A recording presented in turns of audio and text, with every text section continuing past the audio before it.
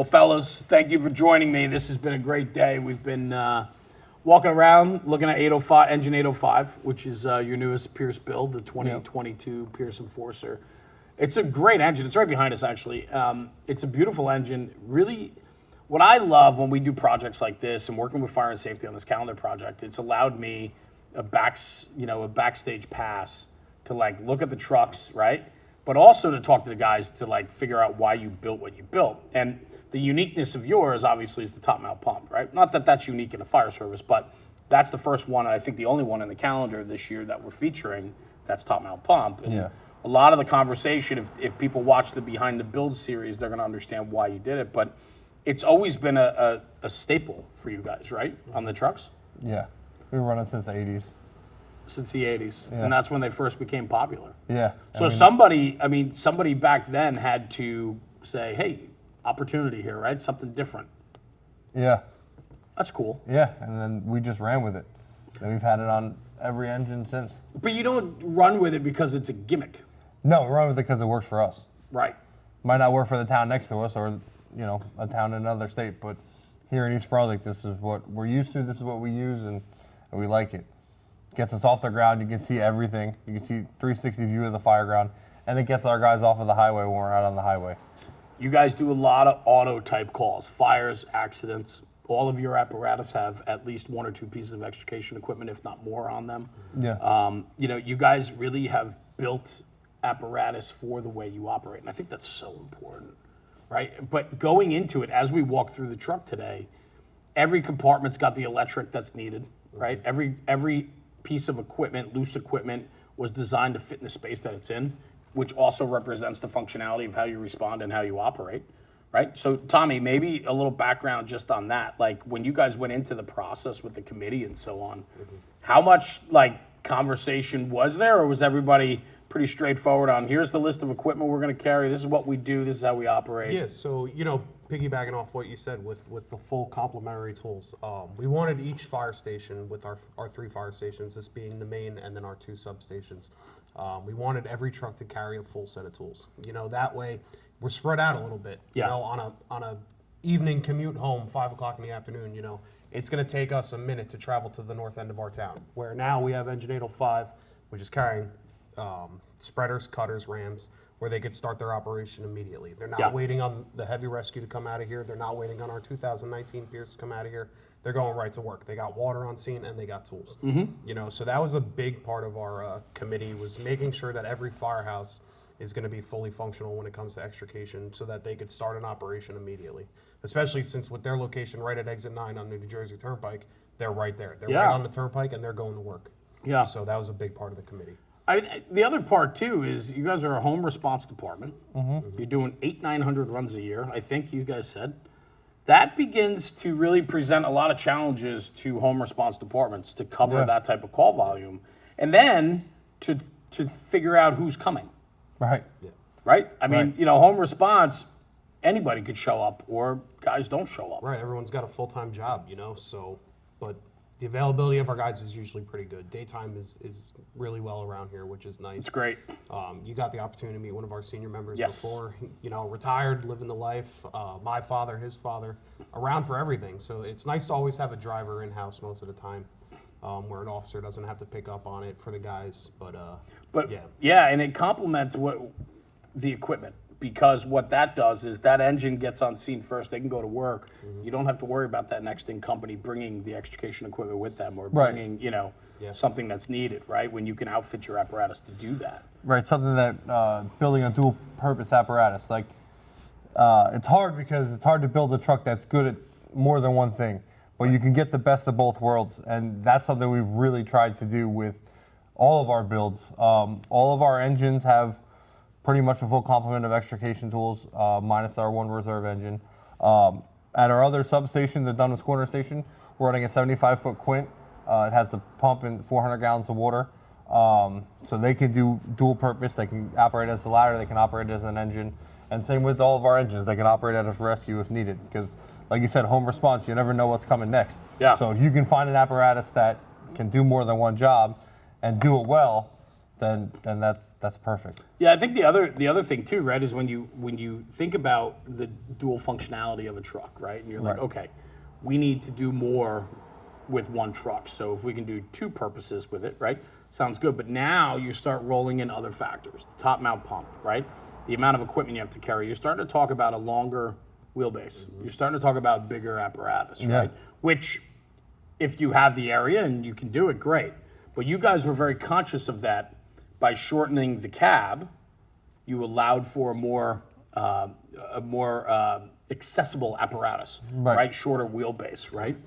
Matters. Yeah. It seems like, they're bringing in a lot of roundabouts. I don't know if people are They're familiar terrible. with those circles. Yeah. They seem to like to put those in our new apartment complexes. And it's making, like our tower ladder, it is almost impossible without touching a curb to swing this ginormous apparatus. Right. Everything seems to be shrinking around us. So, we kind of adapted with this engine, and it allowed us to get in a lot tighter spots. Well, right, and I looked at it sitting in the bay next to its predecessor, and it's the footprint is different, and I think it's about a foot shorter. Yeah. But a foot shorter can make a world really big difference. difference. Yeah, world of differences, Makes right? a big difference when you're driving it. Yeah. So, guys, you spent the day with me today, showed me around, and I appreciate that. But I want a little background about yourselves. I mean, the department's important, and I want to talk about, the independent fire company of which you're both members of. But Chris, you're the assistant chief. Yep. And Tommy, you're one of the captains here, right? I think there's two there's captains two in the captains, company.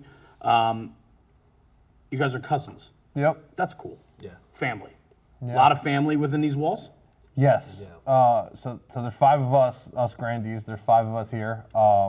And then if you just look around, there's a lot of the same names on the walls throughout the department. A lot of father and sons or brothers. Yeah, all sorts of. It's a family thing here, which is great. It also has its drawbacks. Of course. But Of course. there's nothing like going to doing this with my dad. Yeah. It's good. Sometimes it leads to some fighting amongst the family, but What, was he a chief at one time? no, my father Okay. was never anything but a fireman. Okay. Yeah, a trustee. But other than Yeah, that, yeah, he drives the truck. Yeah. He was a truck driver for 40 years, so that's what he does here. He drives, and he's 70 years old. He's still doing it. I get it. My father's going to be 82 this year, and he still comes out everything he can. Yeah. And it's funny because, it's you do butt heads with family. I mean, Right. family's family, right? Yeah. So, but it's the same with the fire service. Whether you have the same last name on the coat or a different last name, we still butt heads like we're family all the time. Right. So, Tommy, you have a brother. I have a younger brother. Okay. About 2 years younger than me. My father, who served as an ex-chief of this company, and then our grandfather, who basically cool. started it for everybody. Yeah, he was chief in the 60s. Yeah, back in '65 and '66. Very cool. Yeah, so like he said, there's a lot of history behind these walls here. Did you guys grow up here as little kids? Yeah. All the time. All the time. How important is that? It really got you to, latch onto this place. It's Yeah. like you've been coming around as kids, now I'm in my late 20s. It's like I could never think of giving this place up. I don't think it's physically possible to stop thinking about this place or giving my time here ever. Right, because you grew up around it. I can honestly say, I say it all the time, but every job I've ever had, somewhere, somehow, related back to being a member here. So, People don't understand the true dedication that's put into the volunteer fire service. no. When you do it right, you're all in on it. Right. And it's like, you think about you guys took time off today. I don't know what your situation was today, but you spent the day with me here. You didn't have to. Right. You chose to. And it was to feature your apparatus, yes, but it's also to share a story of pride and history and dedication, Right. tradition, right? Like all those things. Right. How many people are doing that? You know what I'm saying? Right. Like, It's hard to find nowadays. And this is something, and I say it when we interview the new guys or we bring the new guys in, you're going to get out of it what you're going to put into it. 100%. If you don't put in the time, you're not going to get out what we're getting out of it. This is something we do, every chance that we get. Yeah, it makes it tough on family. Sure. And I just got married, congratulations. Thank you, but it's that balance between course. work, my wife, and this place gets harder, but I get out great things out of this place. I mean, I wouldn't change it for the world. Well, that's the big thing, and it's like trying to convey that message to your new wife, right? Right, yeah. Or trying to convey that message to a friend that's not in the fire service, for them to understand truly how much time and dedication you have back to this institution. A lot of people outside of this place, they can't understand that. No, They just don't get it. And that makes it hard to not hard to be friends with people that aren't involved, but No, you're right. If you look at your friends group Yes. as you get older and older, they're all related to the same. My whole friends group is firemen. It doesn't necessarily have to be here, but somewhere, somehow, they're a volunteer fireman or a paid fireman or something. I think I say it a lot that, if you do the fire service right, it becomes your lifestyle. It's not Right. it's not a hobby. It's not a job. Whether Yeah. you do career, volunteer, paid on call, it doesn't matter. When you do it right, it becomes your lifestyle. Your friends typically revolve around it. Your Yeah. storytelling revolves around it. Your experiences, your laughter, your tears, all of it revolves around the firehouse. And for you guys to grow up here, you guys are certainly the stewards of that, the guardians of that, right? Right. But it's getting harder. And I'm watching a lot of guys that are joining, a lot of guys in the volunteer fire service, their kids aren't joining anymore. More and more. Now, Yeah. it's nice that you guys said there's still a lot of names on the coats, but I'm sure there's also some members that their kids aren't joining. Yeah, I mean, it's like you said earlier, like the time-consuming thing, how long fire school's getting nowadays. People with their full-time jobs, they don't have the time commitment. And, it's a shame, but, we do still find those people that are very eager to join. Yeah. The amount of membership that we've bought in the last couple months here has actually been outstanding. It's great. Young guys are really eager. Yeah, our membership committee has been awesome. They're getting out there. They're young. What are they? Do you know what they're doing? I mean, no, if you know specifics, great. But I'm just curious. Membership committees are in every department, Yeah. and a lot of departments aren't talking the way you are right now. Yeah, surprisingly, they've been hitting the high schools, job Yeah. fairs. They've been hitting the local gyms. We have a lot of gyms in Love our that. township. We're getting a lot of posters up in supermarkets, things like that. We're really trying to blast it out there. We have people, all the members that live in district. We put it on our front lawns. We're just getting out there. We're doing the best that we can. Any community event, there's always a table set up. Anything you could think of. Online, Facebook is a big thing. These community Sure. pages for the town. Yeah. We're blasting it. We're putting it out there. Oh, that's So good. recently, it's been very good for us. It takes work. It does. It takes work. Like I said, time consuming. It's weird. I'm growing up around the firehouse, being around here since I was a little kid. I couldn't wait till I could turn 16 and put that application, Right. And it's hard to, it's hard to see it from the other side because that's how I grew up. Right. These other guys, it's hard to, I knew what I was getting into. I knew the whole deal. I knew my dad, he was at the firehouse or he was gone. I knew the whole deal going into it.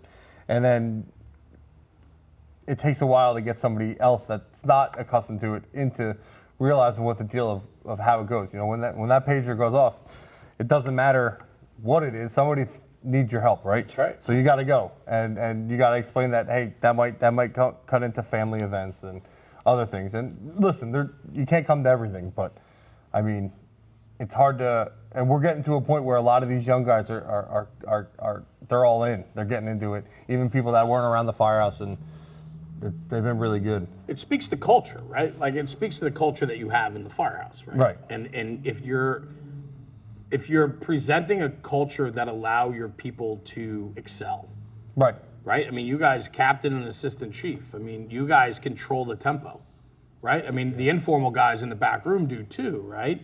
But Right. you guys are the official tempo keepers of the fire company, and if Right. you let your people work and you let your people be allowed to be firefighters and to have some pride, flags on the back of the trucks or a company pride patch or simple things, right? I know where we picked up the engine this morning, you said it's a very young house. Very young. It's awesome. And they're doing great things up there.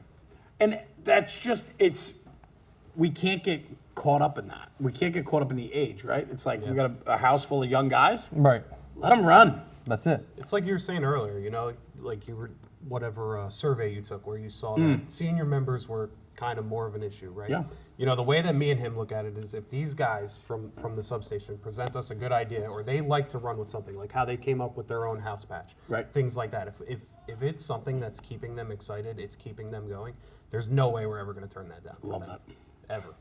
That's solid advice. Right. Solid advice. But it takes guys that are willing to go all in on their people, and that's the most important thing, right? Right. But I think all of it goes hand in hand. All the firehouses I go to, all the apparatus I look at, you can tell pretty quickly when you're looking at the walls in the firehouse Right. or the apparatus that they just built.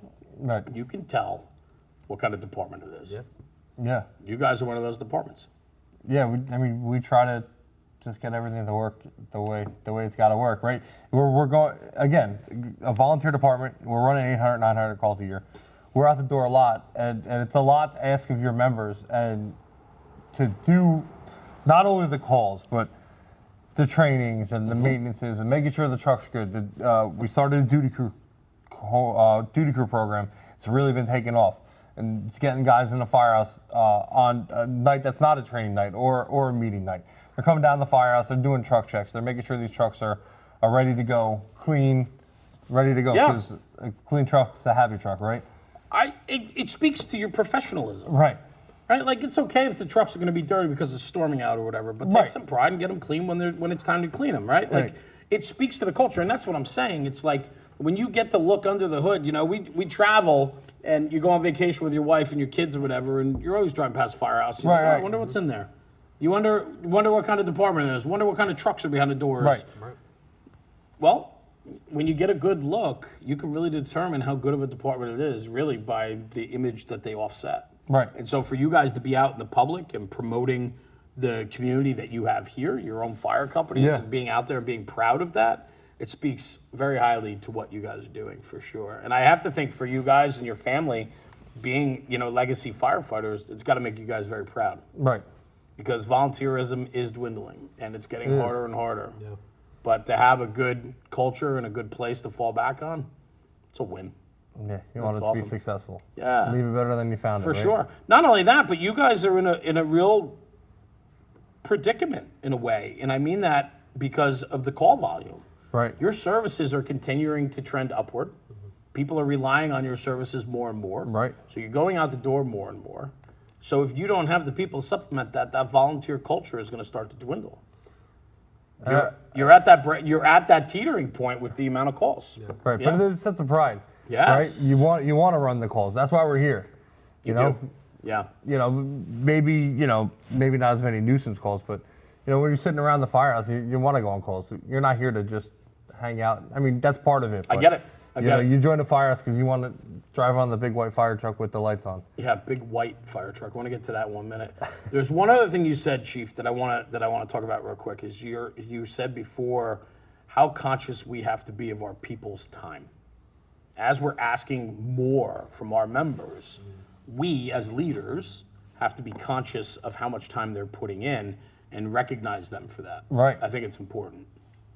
Yeah, that's something we strive for. I mean, we have the banquet, we do a picnic, the Fireman's Convention in Wildwood. We try to make it fun. Last night, we all got together because we had this going on today. We got together. We detailed the truck. Yeah, and then what happened? Right. Then we went to a fire last night. Yeah, right. Then you went to a fire last night, right? But no, we grilled. Yeah. We had hot dogs, hamburger, sausage. We had a great night. A bunch of guys hanging out, and then it ended up working out because we went to a fire. Everybody's in the firehouse. It's like having a dessert without the dessert. Bro, I'll wash the truck every night if you're going to tell me I'm going to a fire. Right. Hey, Right. listen, we can watch the tower. That's usually a good sign that we're going Yeah, somewhere. that's Right. good. Yeah. That's good. Yeah. Well, that's great. I mean, if you turn it into a family environment like that, where a simple wash night or a detail night can turn into, hey, tell your wife to stop by, tell your kids to come down. We're going to cook some Absolutely. burgers while we do a work detail or something. You're involving the family, which Right. gives them validation that their dads or their moms or their husbands or wives are working down here, and they get to be a part of that, to see that firsthand. It's important. Right, and you're getting what you need to get done at the firehouse. Yeah, but it's a you're not win-win. taking away from your family because Yeah. you can get them to come down and Yeah. just hang out. Hey, maybe they can help cook or whatever. Right. Get them involved. Yeah, I love that. Being conscious of your people's time, super important. Mentioned it before, white apparatus. Yep. So the engine 805, it was funny. I was like, there's a flag hanging off the back of it. I'm like, what is that flag? And you're like, it's ice cream. I'm like, an ice cream flag? And yeah, because not all white trucks are ice cream trucks, right? Right. I love that. Right. I Some love people are calling us the ice cream trucks, and we took it and ran with it. Yeah, we ran with it. That's Imagine- fantastic, and we though. should- I love we it. call It's ourselves the ice Stuck cream truck. probably the last 10 years at Yeah. least, right? Yeah. I bought a flag for our squad. We put it on there. It it was on there. It's been on there for probably at least 5 to 6 years, and then when that. we had an extra one sitting around, we threw it on the new engine. Yeah. And the guys, it's another pride thing, you know. Yes. The guys love it.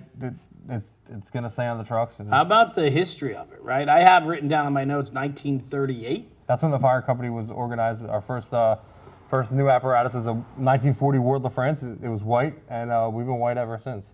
It's awesome. It's unique. When you see it, you know who's coming. You know it's East Brunswick Independent coming down the road because there's no other white trucks around here. Yeah. Signs from the only other white department in the county is Island, right? Yeah, I believe Woodbridge. So when that white truck's coming, you know it's independent. So you know what you're getting. Yeah, there's a tremendous pride factor that goes All right. into that. Right? It is hard to keep clean, but other than that, it's great. Yeah, they're all hard to keep, you know? But I think I love history pieces like that. And then how important is it for you guys, right? Your legacy firemen, you grew up here. How important is it for you guys to share that history with the next generation, the next group of kids coming up, so that they know the foundation of the white truck and why it's that way? You Yeah, know what I mean, it definitely goes deep. Even like starting with bylaws and SOGs and making sure that they have a good grasp on that. Because honestly, a lot of it hasn't changed in the last 40 years. Like Right. we've been operating the same way, the same aggression, and we're putting that and implementing that in our guys' heads. You Yeah. know, we're known as an aggressive department. We're going to go in there. We're going to get it. And they catch on fast. And as I brought up before, if they bring up ideas and they sound great, we don't turn them away. You got to keep them happy. You know, they're the ones helping us out. We got to help them out a little bit. Yeah. Well, to recognize that, right? It makes it certainly is a big part of the equation, Right. and you guys are certainly doing it right here for sure. I want to talk real quick about you guys have another apparatus on order, I believe. Yeah. Right. Another Pierce apparatus. So I want to talk about Pierce a little bit, and your the relationship you have with Fire and Safety Services in New Jersey. I mean, obviously this is their project, right? And they chose you guys out of all the deliveries. You're one of 12 that got highlighted to be featured in their 2024 calendar project. So Right. you guys are the featured apparatus for July. Your relationship with Fire and Safety as a dealer. A little background on that. It goes back all the way to our 2019 Pierce. We dealt with Kevin Driscoll as our salesman on 803 and 805. We're also going to be dealing with him for our new truck 809. Salesman, great, awesome. The Pierce manufacturer itself out in Wisconsin, beautiful place. Have you been to the factory? Awesome time. Yeah. Awesome time. And then even with their services, we have a local mechanic, which is great. So me as the captain, I'm the maintenance captain as well, Okay. so I'm in charge of apparatus repairs, Sure. things I need to get done. Being that it's the fire district's apparatus, I have to console one of the commissioners who also takes on that role, and they make a phone call. And I mean, if it's not the same day, it's next day. I Right. mean, they're outstanding. It's Yeah. great. It's awesome service. And one of their mobile mechanics is right in town. It's local. It's So, great. Yeah. so on the way That home, works if out we got real something, well. something Serves that as needs a to be fixed. volunteer in our town too. Right. Like, it's great. So, Perfect. Yeah. in another fire district. And yeah, I mean, it's been great.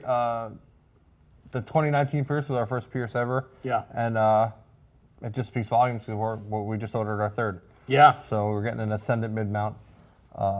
Hopefully at the end of next year we're going to be getting it. But Yeah, and I mean, even going back on the factory with their engineers and everything, they made everything work that we requested. Did you do pre-construction Yep. at the factory? He handled actually the Yeah. 2019. the 2019 we did the pre-construction and final at the factory.